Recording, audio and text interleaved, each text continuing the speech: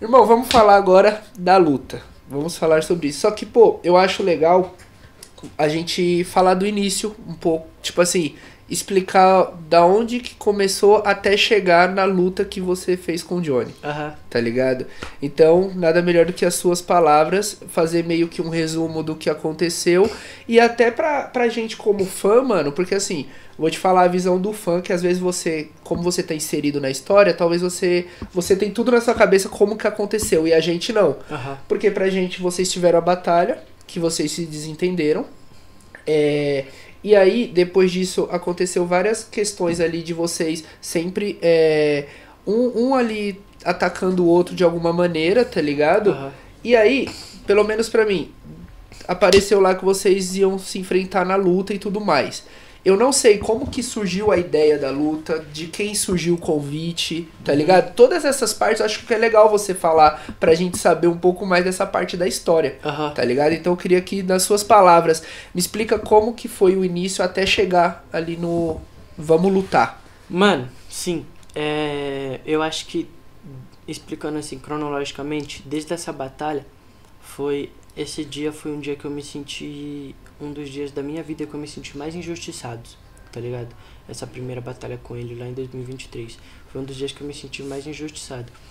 Porque, tipo, tem a parte da batalha que ele me empurra, tá ligado? E depois ele falou que tropeçou na caixa e todo mundo me taxou de mentiroso nesse momento, tá ligado? Tem a parte que ele joga fumaça na minha cara, a parte que ele vai pra cima lá no último verso. E todas as minhas ações nesse momento todas as minhas ações na batalha foram respondendo, tá ligado? Tipo, quando eu empurrei ele foi porque ele tinha me empurrado primeiro.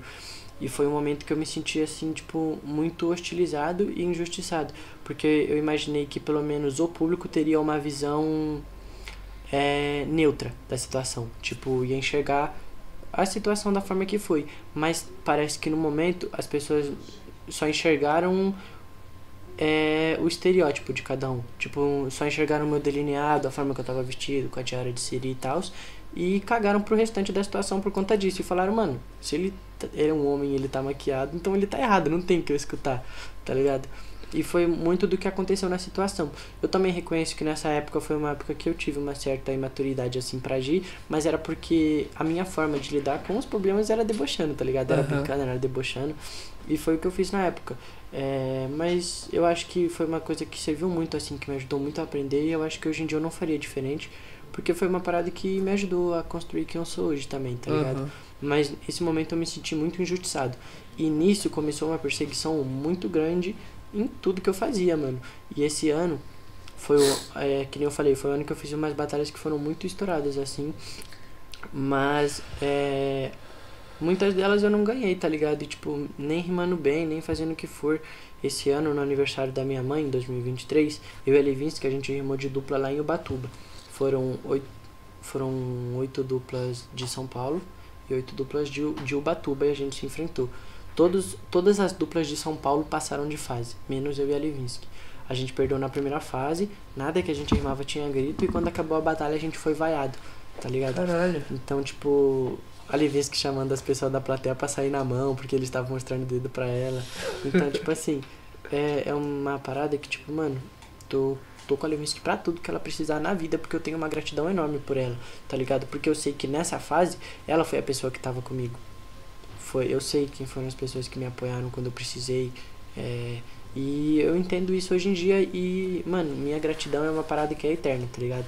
Se você faz uma coisa pra mim hoje, eu vou lembrar disso pra sempre. Você pode esquecer, mas eu vou lembrar pra sempre, tá ligado? Tanto que, mano, eu lembro até hoje da vaga que você me deu na Brasilândia, tá ligado? Que foi um bagulho que você pode esquecer, por exemplo, mas é uma parada que toda vez que eu vejo você, eu sinto a gratidão por isso, como se eu ainda te devesse algo, tá ligado? E não é uma coisa que eu consigo mudar, eu sou assim.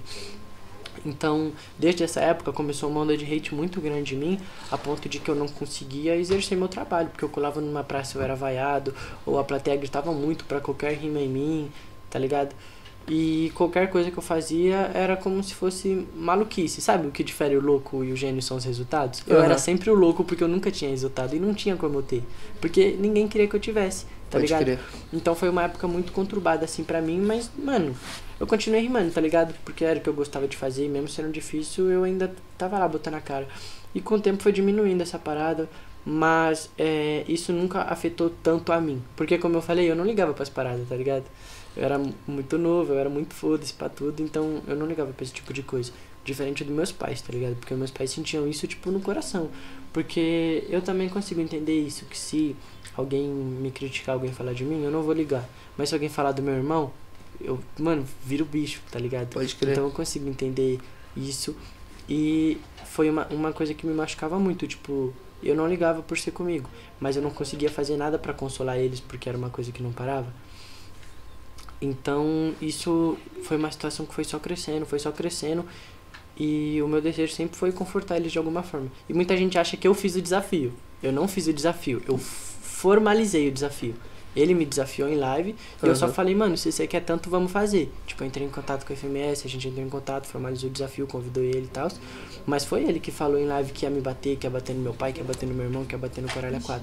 Eu só formalizei isso, tá ligado? Tipo, é isso que você quer? Então assina aqui esse contrato, tá ligado? Pode crer. Então não foi uma coisa que eu propus, mas foi uma coisa que eu pulei na bala e formalizei de certa forma. E aí, rapaziada? Chegou a galera. Caralho. Então foi uma coisa que eu não fui eu que criei esse desafio, mas fui eu que formalizei. E quando eu formalizei o desafio, ele não respondia. Tipo, não respondeu a FMS, ignorou, assim. E não tava respondendo. Então eu levei isso pra internet. Falei, rapaziada, mano, desafiou, falou tal coisa, mas ele não tá respondendo. Só que até o momento, muita gente acha que eu treinava antes. Não treinava, eu não tava nem treinando. Eu tava desafiando. Você tinha uma confiança eu tava baseada desafiando, em... mas eu não tava treinando nada. Era Pode só. crer. A confiança que eu tinha era só, tipo, mano, se ele quiser me bater, ele vai ter que parar na minha frente. E se ele parar na minha frente, nem fudendo que eu não vou matar ele. Era o que eu tinha na minha cabeça, mas era porque eu também não entendia, eu nunca tinha treinado. Eu achava que o bagulho era tipo, mano, se ia bater, o cara ia cair, tá ligado? Então eu também. A raiva basta. Então eu também tava moscando muito nessa parada de ter raiva. E foi acontecendo, aí ele ignorou. Aí eu fui lá, falei na internet, falei no podcast, aí ele pá. E tipo, a luta era pra ter acontecido pelo menos uns 5 meses antes. E aí, agora eu não vou lembrar o certo o que foi, mas parece que eles estavam implicando com alguma parada do peso, tipo, querendo que aumentasse, ou que... A luta a princípio era 55 quilos, e eu tava com 47 na época, e eu ia subir por 55, e ele ia descer por 55, porque me passaram que ele tava com 61, ou 62. E aí, nisso, ele não queria descer peso, ele começou a se recusar a descer o peso, tipo, não vou descer. Eu falei, mano, então eu vou subir os 10 quilos. E aí, só que até decidir subir ou não, foi a FMS lá que teve o Popó, que teve o TZ, que teve o Livinho, e era pra gente ter lutado nessa, que foi a FMS que a gente fez a batalha. Sim. Então, gente, nessa FMS da batalha, não foi que a gente pensou, tipo, vamos fazer aqui pra enganar, vamos rimar em vez de lutar. A gente tava realmente planejado pra lutar, mas a equipe dele não formalizou antes o contrato pra luta acontecer nessa FMS, eles deram uma enrolada. Pode crer. E aí depois ele falou que essa luta não aconteceu porque eu tava pedindo pra pôr capacete. Sendo que, mano, nem sparring eu fazia direito de capacete, tá ligado? Eu queria mais era dar soco na cabeça, eu não tava ligando pra isso. Então, tipo, parece que toda vez que acontecia alguma coisa, sempre eu dava uma versão e ele dava outra versão.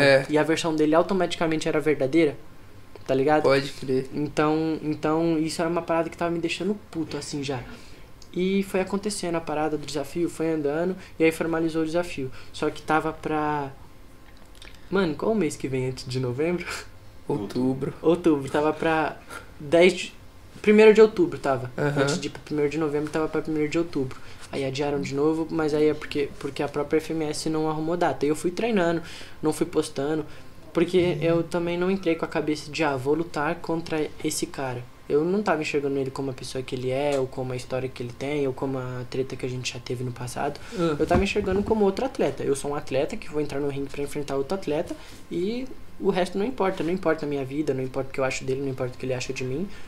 Vou lá pra mostrar meu boxe, tá ligado? Porque, que nem eu falei, quando a gente começou essa parada de lutar, eu ainda não tinha começado a treinar. Eu comecei a treinar depois de assinar o contrato. Tipo, comprei a chave da casa, agora eu vou comprar a casa, tá ligado? Então foi muito essa brisa assim. E quando eu comecei a treinar, quando a gente começa a treinar, a gente começa a perceber que a parada não é que nem a gente imagina.